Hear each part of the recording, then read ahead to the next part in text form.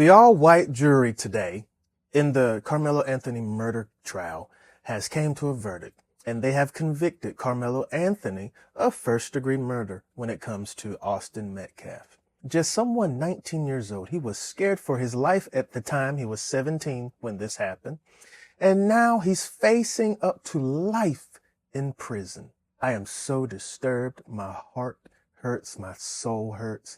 I feel for him and his family. But there's something going on here. April 2025, just to give you a backstory. Karmelo is at a track meet. It's raining hard. His team did not bring their tent, and his own coach testified to that. So he sits under the other team's tent for some shelter. A group of students there, about roughly around 20 or so students, including Austin Metcalf, who is deceased, and his twin brother, all approached Karmelo and told him to leave. Karmelo says, "Don't touch me," but we now know, according to Austin Metcalf's father, that Austin touched Karmelo's bags. Karmelo said, "Don't touch me." Austin weighs about 50 to 60 pounds heavier than Karmelo, and he spans about 6 feet tall or whatever. Austin touched him while Karmelo was sitting down. And in a split second, Karmelo had to react. He had to defend himself. So he reached and he grabbed his knife and he stabbed Austin in the chest. It's a tragedy, no question about it. Someone lost their life. And I feel for his family in that right. But here's the thing. Hunter Metcalf, which is Austin's twin brother, was standing right there. He was the key eyewitness. He was on the witness list. But the prosecution never called him to testify. Why? Because Hunter changed his story multiple times. His police interviews were inconsistent.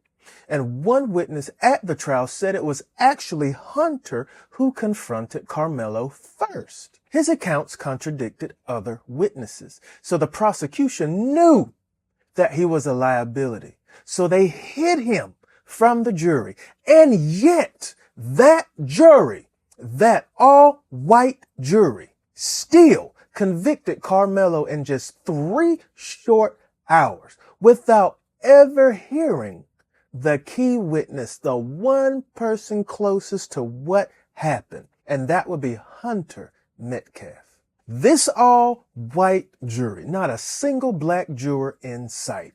The defense raised a Batson challenge, objected to black jurors being struck. The judge allowed it, said that they were removed for race-neutral reasons. No, they knew what they were doing. This is Texas. This is in 2026, a black teenager's fate being decided by 12 people who don't look like him and don't live like him and will never understand him.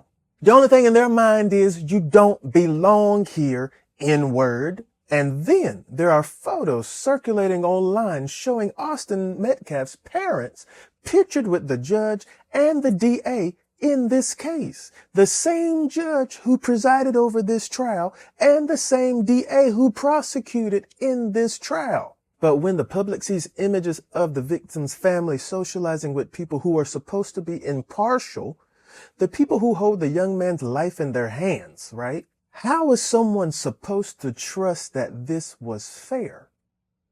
This was a complete conflict of interest. How is that justice? This is Texas, the stand your ground state. You can defend yourself with deadly force if you feel threatened, unless you're black.